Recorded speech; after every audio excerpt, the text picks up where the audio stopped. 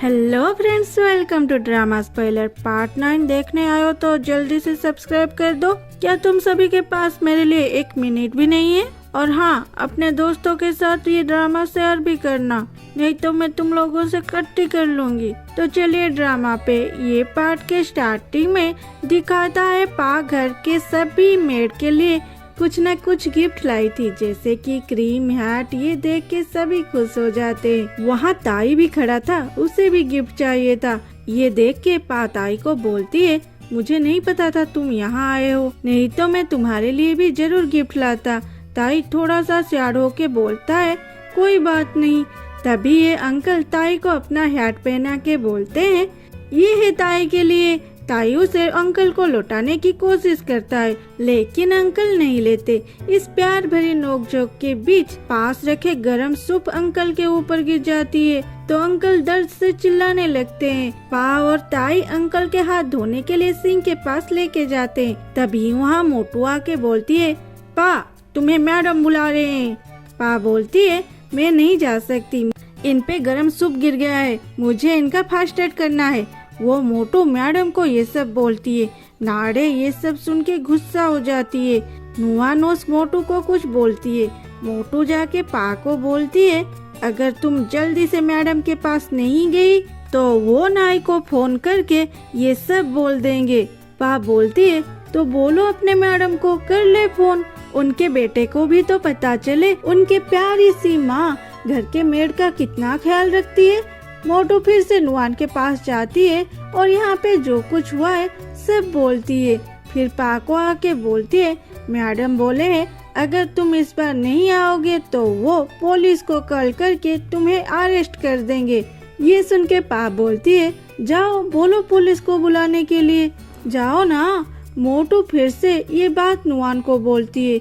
इस बार नाड़े गुस्से से बोलती है, ना इसे नाई का डर है ना पुलिस का, इसे लाइन में कैसे लाएंगे माँ। नुआन बोलती है, अब देखो क्या होता है। मोटू इस बार बड़े अकड़ के साथ पा को बोलती है, अगर तुम नहीं आओगे तो मैडम तुम्हारे पापा को फोन करके तुम्हारे बहन के बारे में इतनी घटिया बातें बोलेंगे कि उन्हें उसी वक्त हार्ट अटैक आ जाएगा।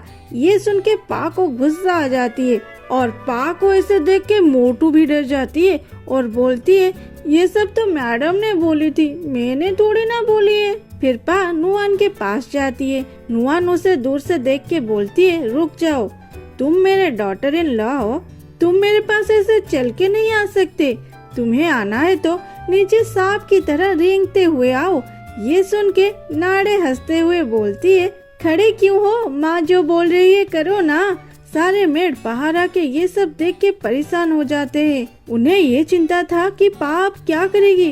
पा बोलती है, तो ठीक है, और अपने बैग नीचे रख के जैसे ही घूमती है नाड़े खुश हो जाती है। लेकिन पा घूमते ही वहाँ से 4-5 फ्लिप करते हुए नुआन के पास आ जाती है। नुआन और नाड़े पा को ऐसे देख के डर जाते हैं। फिर पा बोलती है, हाँ बोलिए सासू माँ, आपको मुझसे क्या बात करनी थी।